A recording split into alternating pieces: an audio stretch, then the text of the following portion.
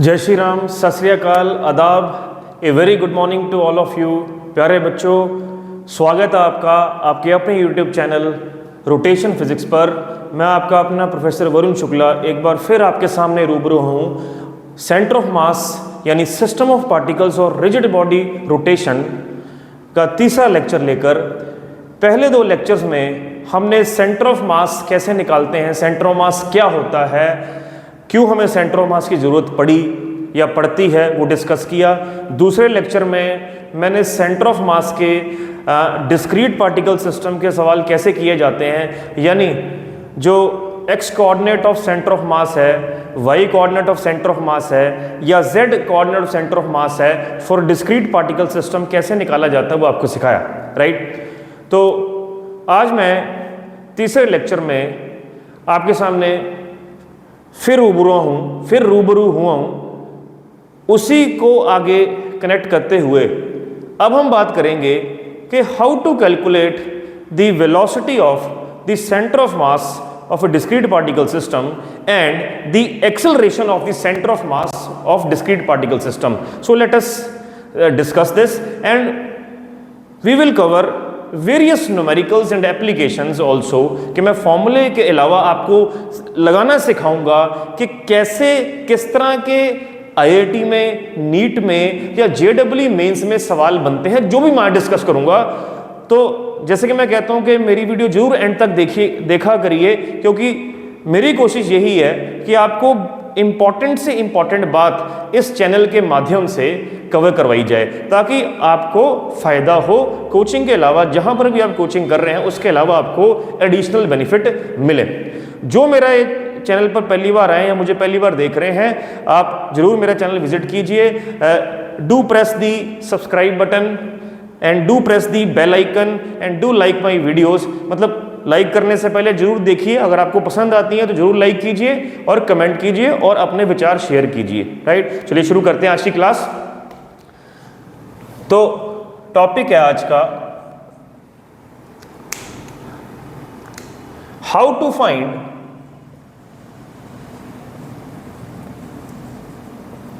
Find the velocity of the center of mass of a discrete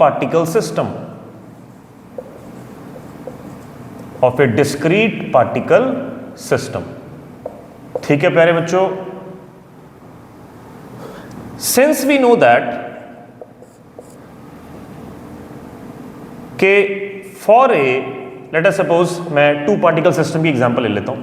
for a two particle system, अगर मैं उसके x coordinate of centre of mass की बात करूं तो formula क्या है, m1x1 plus m2x2 upon m1 plus m2। This is the formula, right. अब मान लेते हैं कि मैं x1 यानी जो पहला पार्टिकल है उसको मैं हल्का सा डिस्प्लेस करवाता हूं बाय dx1 और बाय डेल्टा x1 मैं डिस्प्लेस करवाया, और इसको भी मैं डिस्प्लेस करवाता हूं। तो इन दोनों को डिस्प्लेस करवाने से मान लेता हूं कि जो x कोऑर्डिनेट है सेंटर ऑफ मास का, यानी जो COM है, वो भी डिस्प्लेस हुआ बाय डेल्टा x COM। तो तब क्या इसका फॉर्मूला बनेगा, तब ये x COM डिस्प्लेस होकर मान लीजिए बन गया डेल्टा x COM, और ये बन गया x1 की जगह क्या आ गया, डेल्टा x1, x2 की जगह क्या आ गया, delta x2 upon m1 plus m2। ये बन गया डिस्प्लेस करवाकर। तो मैंने ये इसलिए किया है, मैं वेलोसिटी निकालना चाहता हूँ। तो अगर मैं थ्रू आउट डिफरेंशिएट कर दूँ इस इक्वेशन को विद रिस्पेक्ट टू टाइम, तो क्या बनेगा, तो ये बन जाएगा delta x COM by delta t, ठीक है। आप dx बाई dt भी कह सकते हैं इसको, राइट। तो ये बन जाएगा m1 delta x1 by delta t plus m2 delta x2 by delta t upon m1 plus m2, right. क्योंकि देखिए मास तो कांस्टेंट है, जो चीज़ वेरिएबल है उसको with respect to time differentiate करवा दिया, throughout with respect to time differentiate कर दिया। अब आप सब जानते हैं क्या काइनेमेटिक्स ने आपको क्या सिखाया, देखिए काइनेमेटिक्स ने कुछ सिखाया या ना सिखाया हो, बिकॉज काइनेमेटिक्स बच्चों यानी आपको प्यारे बच्चों मैं जानता हूं डिफिकल्ट लगता है, लेकिन काइनेमेटिक्स सॉल्व करने का ब्रह्मास्त्र पता क्या है? काइनेमेटिक्स करो ही मत। आप सब क्या काइनेमेटिक्स क्यों ना करो? क्योंकि जितने मर्जी सवाल कर लो, काइनेमेटिक्स ऐसा चैप्टर है, सॉरी इसकी गेम है, मैं नहीं कर रहा, आपके पास ये नहीं है, ठीक है। इसकी गेम का मतलब है आप 200-400 क्वेश्चन प्रैक्टिस कर लो, वहां पता नहीं क्या सिचुएशन आ जानी है। तो काइनेमेटिक्स में केवल फॉर्मूले पता हो, ग्राफ्स के ट्रिक्स पता हो, डिफरेंशिएशन कैसे करनी पता हो, तो वो है, उसके अलावा कुछ ज्यादा जोर ना हो। हाँ, काइनेमेटिक्स में हमें एक चीज तो पक्का सिखाई गई है कि जब हम dx by dt करते हैं, तो क्या है वो वेलोसिटी देता है। तो delta x UM bye delta T जो है वो बन जाएगा यहां पर velocity of the centre of mass of the two particle system. यहां पे उस पार्टिकल की वेलोसिटी बन जाएगी, तो ये बन गया m1v1 plus m2v2 upon m1 plus m2। तो ये हमारे पास फॉर्मूला बन गया कि कैसे हमने centre of mass of the two particle system की वेलोसिटी निकालनी है। ये फॉर्मूला बन गया। अगर मैं इसी को डिफरेंशिएट कर दूं विद रिस्पेक्ट टू टाइम, तो क्या मिलेगा प्यारे बच्चों? बोलो बोलो, delta v by delta t क्या मिलेगा? Acceleration of the centre of mass, ठीक है। So again differentiating this with respect to time, वही इसको थोड़ा दिस बाय दिस, ये बन गया m1 delta v1 bye delta T, ये बन गया delta v2 bye delta T upon m1 plus m2। तो ये क्या बन गया? Acceleration of the centre of mass, vector लगा सकते हैं आप, ये वेक्टर, ठीक है। तो यहां पर ये बन गया एक्सेलरेशन ऑफ सेंटर ऑफ मास, ये m1 a1 बन गया plus m2 a2 upon m1 plus m2। तो ये फॉर्मूले। तो अगर तीन पार्टिकल सिस्टम हो तो क्या करना है? m3 a3 बटा प्लस m3, चार हो m4 a4 बटा plus m4 and so on, तो करते चले जाना है। तो ये हाईली इंपॉर्टेंट फॉर्मूले हैं। तो अब हम देखते हैं कि कैसे इसको अप्लाई करना है। तो let me take the first question of today. एक मिनट बस मैं रब कर लूं जरा।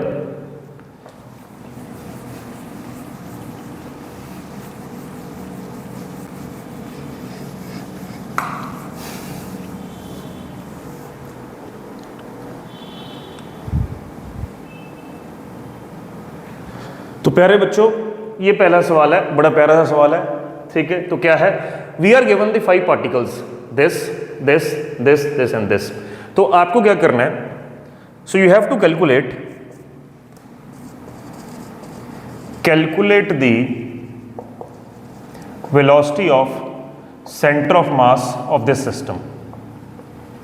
इस सिस्टम की सेंटर ऑफ मास की वेलोसिटी आपको निकालनी है, ठीक है जी।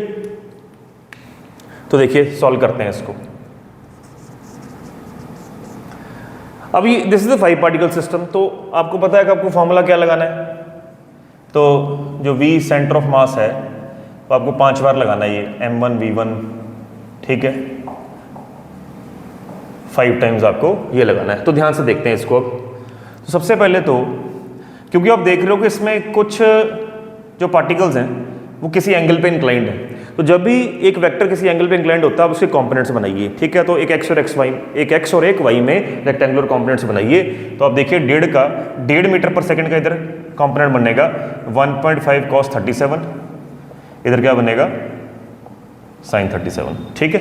इधर तो y है, इसका x कंपोनेंट है ही नहीं, तो ऐसे ही इसका ये बन जाएगा 1 मीटर पर सेकंड का 1 cos 37, इधर क्या बन जाएगा 1 sin 37, ठीक है। ऐसे इधर इसका क्या बन जाएगा, इधर 2 cos 37, इधर क्या बन जाएगा 2 sin 37, इधर x कंपोनेंट है, ठीक है। तो सबसे पहले आप क्या करेंगे, हम एक काम करते हैं, पहले ये फॉर्मूला केवल x के लिए लगाते हैं। क्यों? क्योंकि आपको x डायरेक्शन में भी वेलोसिटी मिल रही है, आपको y डायरेक्शन में भी मिल रही है। तो पहले हम x डायरेक्शन में वेलोसिटी निकाल लेते हैं नेट, फिर y में निकाल लेते हैं, या मतलब x के लिए लगा देते हैं ये, ठीक है, और एक बार y के लिए लगा देते हैं, फिर देखते हैं वेक्टर एडिशन से क्या बनता है। तो यही सेम फॉर्मूला हमारा अलोंग x डायरेक्शन कैसे लगेगा, v c x।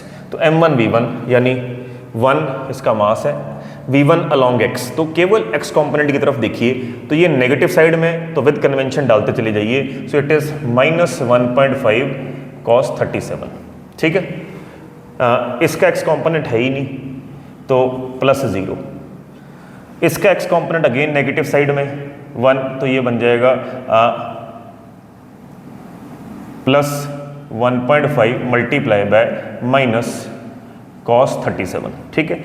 इसका एक x कॉम्पोनेंट पॉजिटिव साइड में, तो डायरेक्टली आप ये डाल सकते हैं +m/3।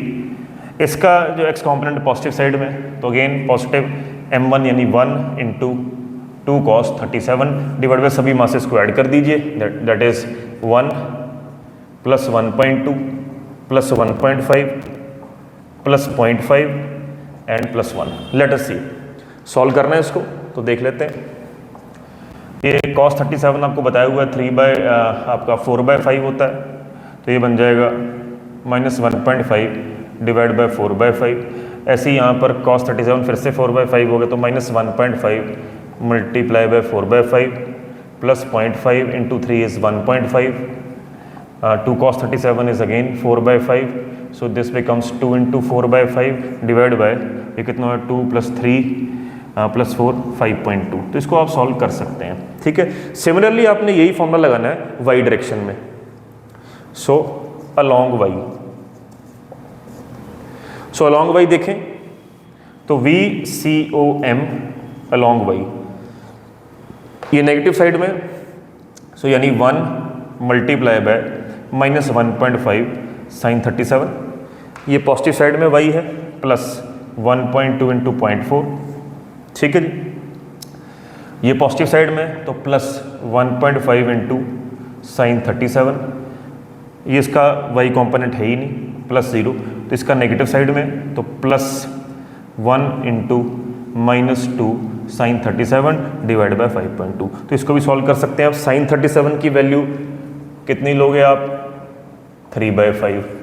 cos 37 की वैल्यू 4/5, ये याद करके जाइए, ठीक है। तो आपका जो भी ये आया x और y, दो वेक्टर्स हैं, तो x और y में अगर वेलोसिटी के कंपोनेंट्स बनेंगे तो उनका आपने रिजल्टेंट लेना है। तो देयरफॉर, तो जो नेट आएगा तो आएगा √x² + y²। ये जो भी इसके आंसर्स बने उनका स्क्वायर करके √ ले लो। तो इस तरह से आप इस केस में 5 पार्टिकल सिस्टम जो किसी एंगल पे इंक्लाइंड थे, तो उसका एक बार x में लगाया फॉर्मूला ये वाला, एक बार y में लगाया, and you will get your answer. Let us take second question.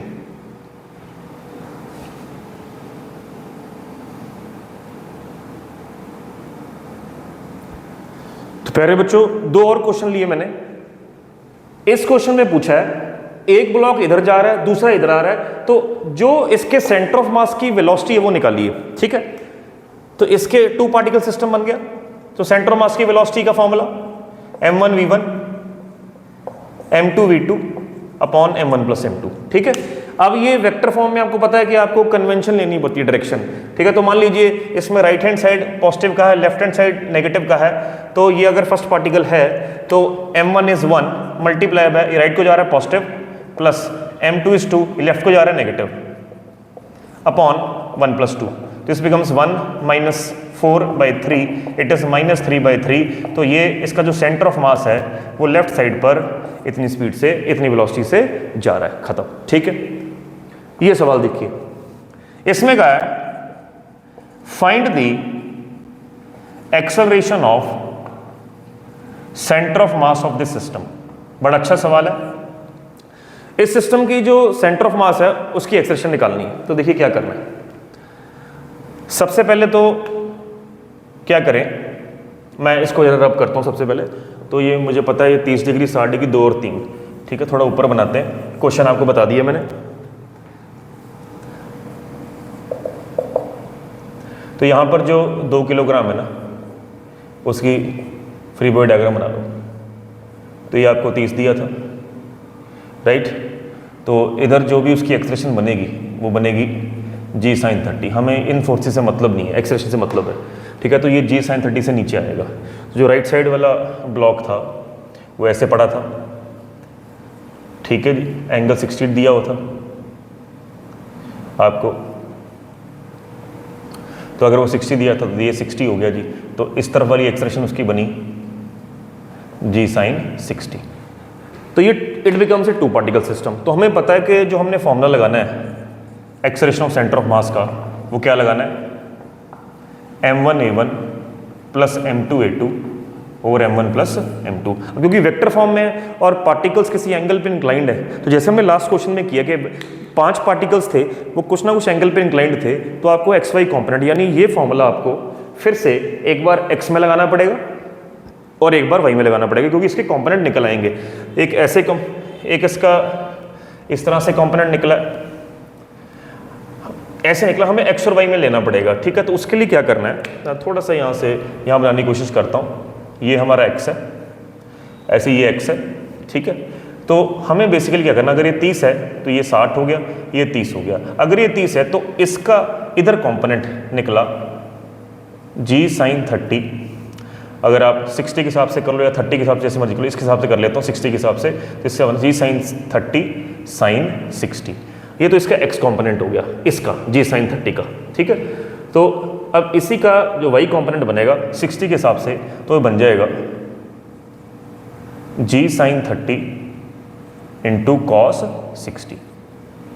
तो ये इसका पार्टिकल की एक्सेलरेशन का x और y कंपोनेंट निकाल ली। सिमिलरली पार्टिकल की जो ये एक्सेलरेशन है, इसका x कंपोनेंट निकलेगा इधर, y इधर निकलेगा। तो अगर ये 30 है तो ये कितना है, 60 है। तो 30 के हिसाब से बना लो, ये 60, तो 30 के हिसाब से बना लेते हैं। g sin 60 का इधर कंपोनेंट बना g sin 60 sin 30 और इधर बना g sin 60 cos 30। तो x y कंपोनेंट आ गए। तो एक बार ये x में अगर लगाया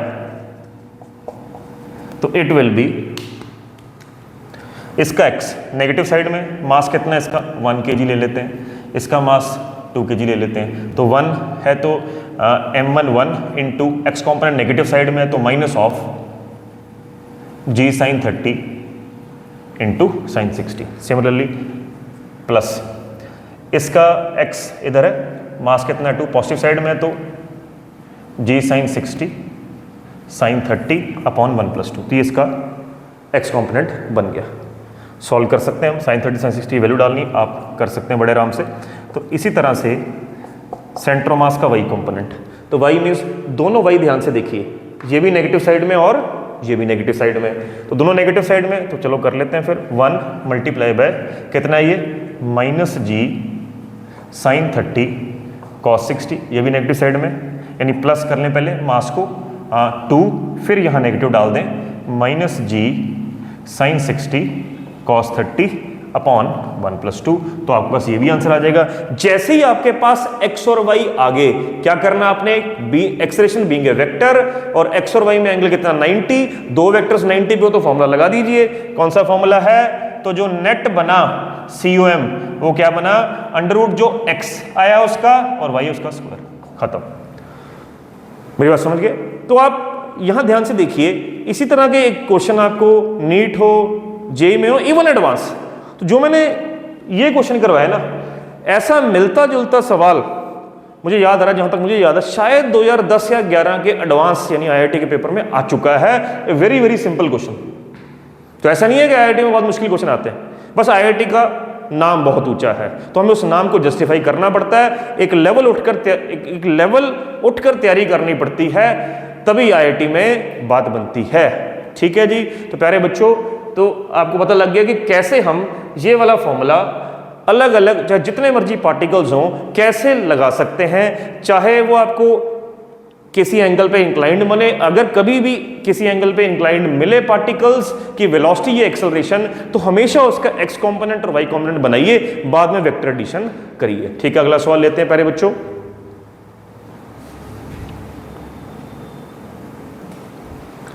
तो प्यारे बच्चों, अगला सवाल है, बहुत ही शानदार सवाल है और एक्सट्रीमली इंपॉर्टेंट। तो ध्यान से देखिए, क्वेश्चन कह रहा है, एक बच्चा इस ब्लॉक पर दौड़ने लग पड़ा या मूव करने लग पड़ा और यहां से यहां पहुंचना चाहता है। तो जब ये यहां से यहां पहुंचे तो इस ब्लॉक की डिस्प्लेसमेंट कितनी हुई when the boy reaches point P। ठीक है, तो क्वेश्चन में और गिवन क्या था, ये जो सरफेस है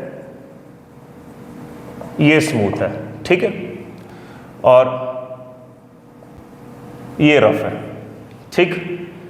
देखिए इस तरह के सवालों में इस छोटा सा कॉन्सेप्ट मैं आपको सिखाऊंगा, उससे ऐसे बहुत सारे सवाल आपके लगने शुरू हो जाएंगे। तो सुनिए ध्यान से क्या होता है। देखिए क्या होता है, जब भी आपको ऐसे सवाल आए कि भाई एक व्यक्ति, एक बॉय या एक लड़का, एक लड़की किसी प्लेटफॉर्म पे दौड़ रहा है, ठीक है, तो वहाँ से सबसे पहले हिंट मिलता है कि ये सेंटर ऑफ मास का कहीं ना कहीं कॉन्सेप्ट बता रहा है। तो देखिए होता क्या, हम इन क्वेश्चंस में क्या कॉन्सेप्ट लगाएंगे। और क्वेश्चन में गिवन था इनिशियली ये सिस्टम रेस्ट पर है। अगर ये इनिशियली सिस्टम रेस्ट पर है तो इस सिस्टम का जो भी सेंटर ऑफ मास है वो भी रेस्ट पर है, ठीक है, क्योंकि सेंटर ऑफ मास सिस्टम का पार्ट ही है ना, सिस्टम का ही तो सेंटर ऑफ मास की बात कर रहे हैं, तो वो भी रेस्ट पर है। तो अब जब ये दौड़ेगा बच्चा, तो नो डाउट जब ये दौड़ेगा, नीचे तो स्मूथ है, तो इसके दौड़ने से नीचे सरफेस पे मूवमेंट आ जाएगी, क्योंकि नीचे सरफेस स्मूथ है, राइट। अब मूवमेंट किस तरफ आएगी वो सब किंतु परंतु हम लगाएंगे, ठीक है। कई बार हमें पता लग जाता है कि मूवमेंट कहाँ हो रही है, अगर ना भी पता लगे तो उसका भी मैं आपको ट्रिक बताऊंगा कि अगर कुछ समझ में ना आए कि ये किस तरफ जाएगा प्लेटफॉर्म, जिस प्लेटफॉर्म पर बच्चा दौड़ रहा है, तो तब एक और तरीका है। और अगर समझ में आ जाए, दिमाग लग जाए कि ये अगर बच्चा इधर दौड़ रहा है तो प्लेटफॉर्म किधर जाएगा, तो बहुत अच्छी बात है, ठीक है। तो ऐसे सवालों में होता क्या है, देखिए बच्चा दौड़ रहा है, जो बच्चा फोर्स लगा रहा है सरफेस के ऊपर, वो सारी की सारी forces internal to the system है। तो ऐसा तो है नहीं कि मैं बाहर यहां से हथौड़ा मार मार कर प्लेटफॉर्म को आगे भगा रहा हूं, ठीक है। अगर ऐसा होता तो that means I would have applied an external force. तो जब सिस्टम पे बाहर से एक्सटर्नल फोर्स लगती तो सेंटर ऑफ मास का पाथ चेंज हो जाता, लेकिन वो लग नहीं रही, कोई और फोर्स है ही नहीं बाहर से, नथिंग इज मेंशन्ड। तो केवल बच्चे के दौड़ने से इंटरनल फोर्सेस पैदा होती हैं, और ये बहुत मेजर कॉन्सेप्ट है। Internal forces can not change the path of the centre of mass of the system.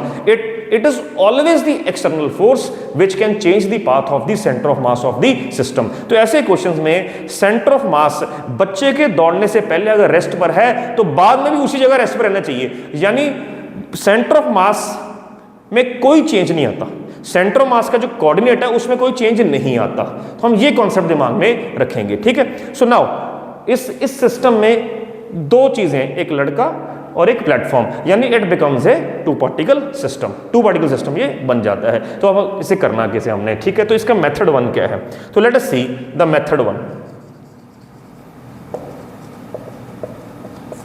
तो जो मेथड 1 है, तो देखिए होगा क्या, जब ये बच्चा दौड़ेगा तो ऑब्वियस ही बात है इससे इस सरफेस के बीच में फ्रिक्शन होनी ही चाहिए, गिवन है, होनी ही चाहिए। वो फ्रिक्शन इसको मदद करती है यहां से यहां पहुंचने में, फ्रिक्शन हेल्प्स दिस बॉय, ठीक है। तो फ्रिक्शन आगे को लगकर इसको यहां से यहां हेल्प करती है दौड़ने में। तो अगर फ्रिक्शन आगे को लग रही है, लग कहां से रही है, ये प्लेटफॉर्म लगा रहा है, तो जाहिर सी बात है प्लेटफॉर्म ने बॉय पर एक्शन किया तो इसका रिएक्शन पीछे आएगा। अगर पीछे आएगा तो ये प्लेटफॉर्म बच्चे के आगे दौड़ने के कारण पीछे को जाएगा, मेरी बात समझे, बच्चे के आगे दौड़ने के कारण पीछे को जाएगा, क्योंकि बच्चा तभी दौड़ पाएगा अगर फ्रिक्शन उसके मोशन को सपोर्ट करेगी। तो फ्रिक्शन आएगी कहां से, प्लैंक यानी प्लेटफॉर्म से आएगी, तो एक्शन का रिएक्शन उसे मिलेगा पीछे की तरफ। तो ये पीछे की तरफ फोर्स लगने के कारण प्लेटफॉर्म पीछे की तरफ जाएगा, सिंपल हो गया, ठीक है। तो हमें यहां समझ में आ गया कि प्लेटफॉर्म किस तरफ जा रहा है, ठीक है। तो अब मान लेते हैं क्वेश्चन में कहा है जब ये यहां से यहां पहुंच गया तो बताइए प्लेटफॉर्म की डिस्प्लेसमेंट कितनी हुई। तो इसको डायग्रामेटिकली बनाते हैं, समझते हैं। तो ये इसकी इनिशियल सिचुएशन बना लेता हूं मैं। ये इनिशियल सिचुएशन थी, ये बच्चा था इस पर, ठीक है। इसको L दूरी कवर करनी है, ये M2 था, ये M1 था। So this was initially, right. तो प्लेटफॉर्म पीछे जा रहा है, मान लीजिए प्लेटफॉर्म यहां तक पहुंच गया। तो जो प्लेटफॉर्म था,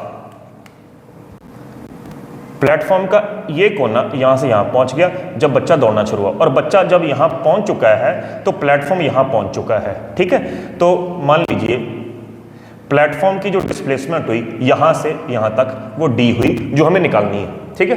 तो रिलेटिव टू दी प्लेटफॉर्म बच्चे की कितनी डिस्प्लेसमेंट हुई, टोटल L में से D माइनस करते हैं तो ये क्या आ जाएगा, L माइनस। तो रिलेटिव टू दी प्लेटफॉर्म बच्चे की डिस्प्लेसमेंट हुई L माइनस D, ठीक है। लेकिन कॉन्सेप्ट क्या है, ये सारी फोर्सेस इंटरनल है, तो सेंटर ऑफ मास में कोई चेंज नहीं आया होगा। अगर नहीं आया होगा चेंज, टू पार्टिकल सिस्टम का पहले सेंटर ऑफ मास का फॉर्मूला लिख लेते हैं, क्या है, वेक्टर फॉर्म में M1 R1 M2R2, ठीक है, इसमें कोई चेंज नहीं आया, तो आप ये कीजिए delta r C O M क्या डाल दीजिए 0, तो 0 हो गया, ये टर्म इधर आके 0 होगी, तो सिर्फ ये बच गया M1R1 प्लस M2R2, ठीक है जी। तो इसमें डाल देते हैं हम, तो 0 बराबर M1 इसको मान लेते हैं, तो बच्चे की रिलेटिव डिस्प्लेसमेंट कितनी, R1 कितना हुआ L माइनस डी, ठीक है, हमें तो डी निकालना है, वेक्टर फॉर्म में तो साइन मानिए, ठीक है, बच्चा आगे जा रहा है तो पॉजिटिव, प्लेटफॉर्म पीछे आ रहा है तो डी कितना होगा नेगेटिव, ठीक है, तो ये बन गया, ये इधर आ गया, ये पॉजिटिव हो गया इधर आके M1 L माइनस डी, तो डी का आंसर आ गया M1 over M2 L minus D, is the answer,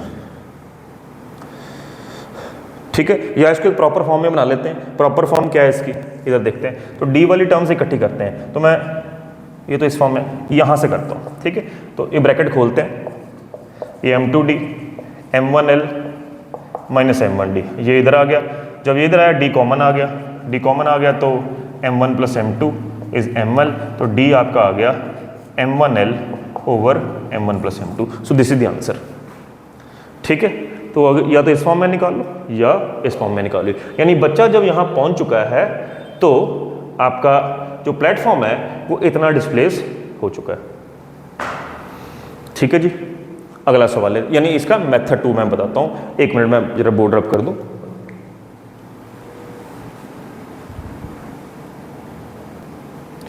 तो प्यारे बच्चों मेथड 2 क्या है, देखिए मेथड 2 तब लगाना है, मतलब जब हमें मेथड 2 पर्सनली मेरा फेवरेट भी है, आपको भी बढ़िया लगेगा, क्योंकि तो मेथड 1 में थोड़ा हमें दिमाग लगता है कि भाई फ्रिक्शन उसको आगे लग रही है तो बच्चे से फ्रिक्शन प्लेटफॉर्म को पीछे मिल रही है, तो थोड़ा सोचना पड़ता है। मेथड 2 में सोचने की जरूरत नहीं, बड़ा शानदार मेथड है, तो समझने की कोशिश करना। हमें नहीं समझ में आ रहा कि बच्चा जब इधर दौड़ रहा है तो प्लेटफॉर्म किधर जा रहा है, हम एक काम करते हैं, हम ये मान लेते हैं जिस तरह बच्चा दौड़ रहा है उसी तरह प्लेटफॉर्म जा रहा है, कहानी खत्म, ठीक है। सो ये प्लेटफॉर्म बनाया, ठीक, ये बच्चा है इस पर, तो इसको L दूरी कवर करनी है, बच्चा इधर जा रहा है, प्लेटफॉर्म इधर जा रहा है, हमें पता नहीं, उसने यही तो पूछा कि प्लेटफॉर्म जब बच्चा दौड़ रहा है, जब वो L तक पहुंच गया तो बताइए प्लेटफॉर्म ने कितना डिस्टेंस कवर किया। हम फिर मान लेंगे कि अब लेट ये D आगे गया, उसी तरफ मान लिया हमने, ठीक है। तो फिर से वही कॉन्सेप्ट, 0 बराबर M1R1 प्लस M2R2, तो अब क्योंकि बच्चा भी राइट की तरफ जा रहा है, पॉजिटिव साइड पर जा रहा है, तो एक चीज करनी है। अब आपने ये काइनेमेटिक्स में ही पढ़ा होगा या पहले मैकेनिक्स पोर्शन जो लॉज ऑफ मोशन वगैरह उसमें पढ़ा होगा कि जब एक प्लेटफॉर्म मोशन में हो, मूविंग हो, ठीक है, तो सर्टन वेलोसिटी या डिस्प्लेसमेंट से जा रहा हो तो उसके ऊपर जो चीज़ होती है, ऑब्जेक्ट होता है, उसमें वो वेलोसिटी ऐड करनी पड़ती है अगर हम सारी calculation with respect to ground करना चाहते हैं, क्योंकि इस प्लेटफॉर्म की जो डिस्प्लेसमेंट हमने डी मानी है, ये डी कवर कर रहा है राइट साइड पर, with respect to ground cover कर रहा है। तो अब बॉय का भी अगर विद रिस्पेक्ट टू ग्राउंड करना है, ठीक है, तो उसमें वो ब्लॉक यानी प्लैंक की डिस्प्लेसमेंट ऐड करनी पड़ेगी। ऐड इसलिए करनी पड़ेगी, तो कॉन्सेप्ट ये है, अगर आप एक मूविंग प्लेटफॉर्म जो कि राइट की तरफ जा रहा है उसके ऊपर एक बच्चा राइट तरफ दौड़ रहा है, तो जितनी डिस्प्लेसमेंट मूविंग प्लेटफॉर्म की है तो बच्चे की डिस्प्लेसमेंट में ऐड करनी होती है, उल्टा है तो माइनस करनी पड़ेगी, क्योंकि सेम डायरेक्शन में तो ऐड करनी पड़ेगी, ठीक है। तो हम क्या करेंगे, R1 अब क्या पुट कर देंगे, L जो कि रिलेटिव टू प्लैंक थी उसमें विद रिस्पेक्ट टू ग्राउंड कर रहे हैं काम, तो L प्लस डी, तो R1 की जगह आ गया L प्लस डी, ठीक है। और ये विद रिस्पेक्ट टू ग्राउंड यानी R2, इसका तो D है ही है, so M2D ये बराबर 0। Late us solve this, bracket खोलते हैं, M1L plus M1D plus M2D, ये इधर आके नेगेटिव हो गया, माइनस M1L, उधर D कॉमन आ गया, ठीक है। तो प्यारे बच्चों देखिए सेम आंसर आया, उसमें भी पर फर्क इतना है, इस आंसर ने हमें आंसर ने बता दिया कि भाई साहब आपने गलत माना है, आपने जो प्लेटफॉर्म की राइट वाली डायरेक्शन चूज की है, एक्चुअली प्लेटफॉर्म कहां जा रहा है, लेफ्ट साइड पर, जो कि हमने पहले पार्ट में दिमाग लगाकर पहले ही कह दिया था कि ये प्लेटफॉर्म लेफ्ट साइड पर जा रहा है, ये उसने आंसर पे बता दिया, लेकिन ज्यादा शानदार है, ठीक है। तो बस आप इतना याद रखिए, मूविंग प्लेटफॉर्म पर अगर प्लेटफॉर्म के अलोंग कोई चीज दौड़ रही है, कोई बच्चा दौड़ रहा है, तो बच्चे में प्लेटफॉर्म की वो डिस्प्लेसमेंट या वेलोसिटी ऐड कर दीजिए सेम डायरेक्शन में, अदरवाइज माइनस कर दीजिए, ठीक है। तो आपके दोनों से सेम आंसर आ गया। Let us take another very good question.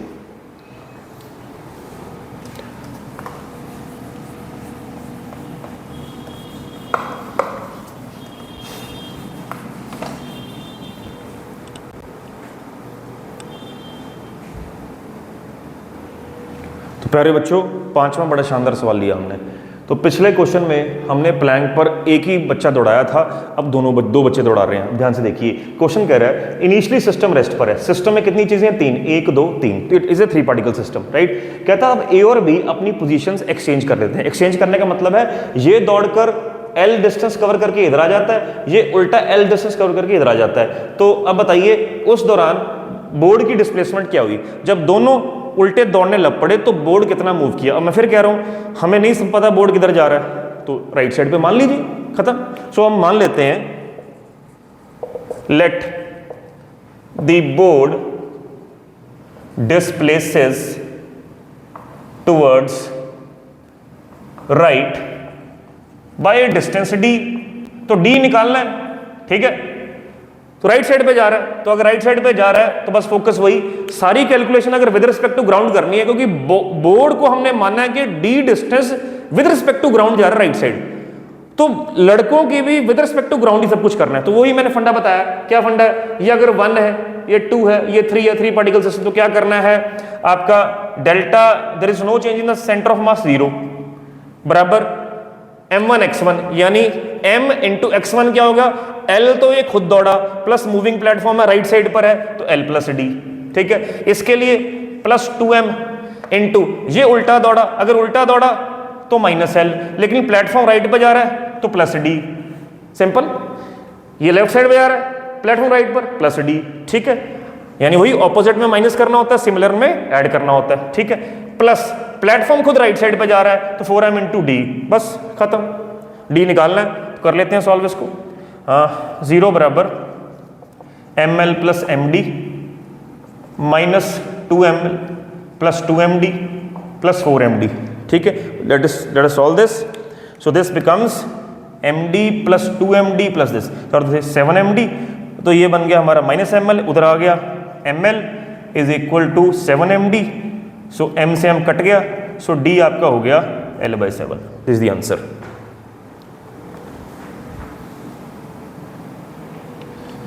तो प्यारे बच्चों, अगला सवाल अगेन इंपॉर्टेंट सम। ये इनिशियली सिस्टम रेस्ट पर है, ठीक है, और इक्विलिब्रियम में है।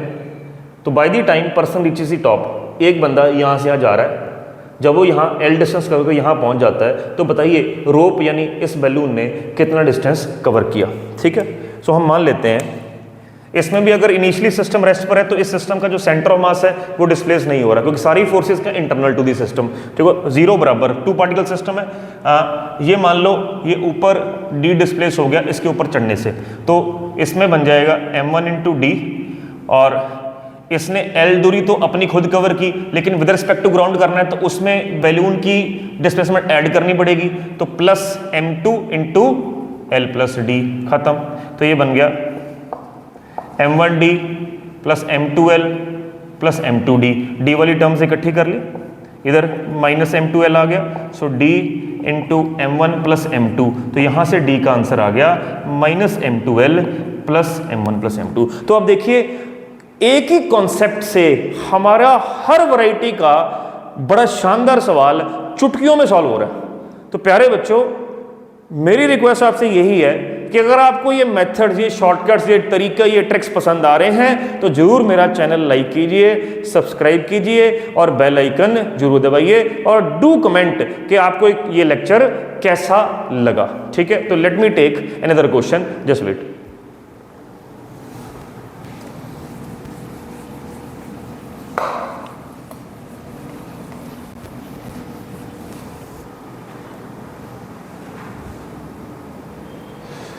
तो प्यारे बच्चों, एक और बड़ा शानदार सवाल है, बहुत बढ़िया सवाल है, तो देखिए ध्यान से। फिर से ये एक बैलून है, ये रोप है, फिर से एक मैन यहाँ से यहाँ चढ़ रहा है, और पिछले सवाल में ये इसकी वेलोसिटी थी नहीं, रेस्ट पर था, अब इसकी वेलोसिटी ऑलरेडी ये मोशन में कांस्टेंट स्पीड से जा रहा है, ठीक है।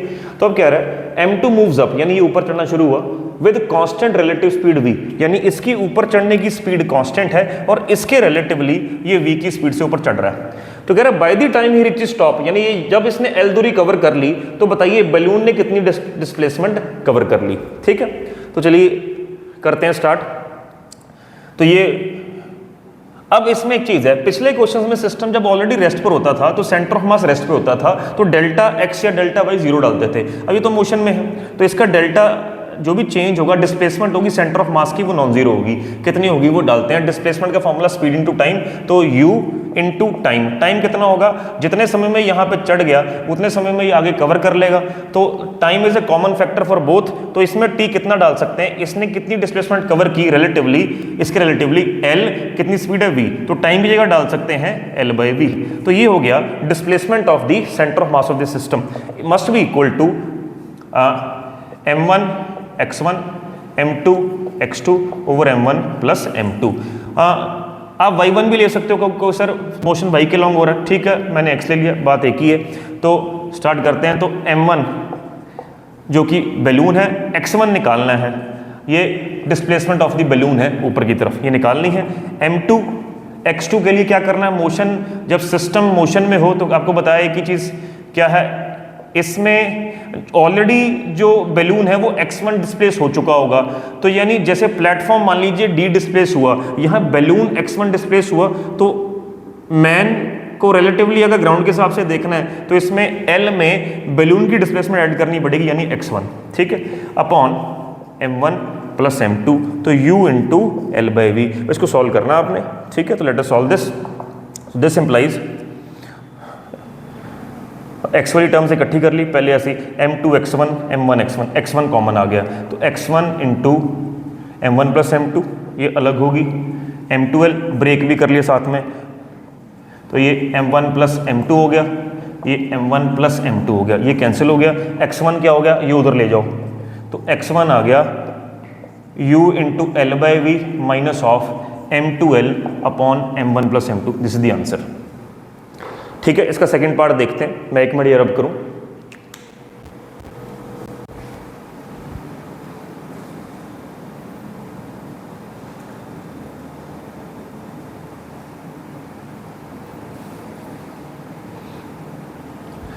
तो अब कह रहा है इंस्टेड ऑफ गोइंग अप, ये नीचे गिर जाता है, लीव द रूफ, नीचे आता है, अंडर ग्रेविटी इसका मोशन शुरू हो जाता है। तो बताओ उस दौरान बैलून की डिस्प्लेसमेंट कितनी होगी टाइम t में। तो इसका आंसर हम कैसे निकाल सकते हैं।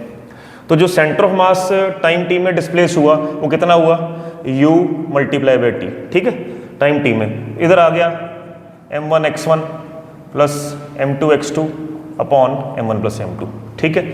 तो m1 x1 as it is, x1 आपकी इसकी डिस्प्लेसमेंट है, x2 अब थोड़ा दिमाग लगाते हैं, x2 के लिए ut plus half at square इस्तेमाल करते हैं। तो जब भी एक मूविंग प्लेटफॉर्म में कोई चीज़ नीचे रिलीज होती है उसकी इनिशियल स्पीड कभी जीरो नहीं ली जाती, जितनी प्लेटफॉर्म की उतनी ली जाती है। तो प्लेटफॉर्म की u है तो it will be ut minus half gt square. तो जो x2 यानी मैन ने डाउनवर्ड डिस्प्लेसमेंट कवर की t टाइम में वो इतनी कवर की, अपॉन m1 प्लस m2। आप बड़े आराम से displacement of the balloon in time t निकाल सकते हो, यानी अगेन यहाँ से x1 निकाल सकते हो, ठीक है प्यारे बच्चों।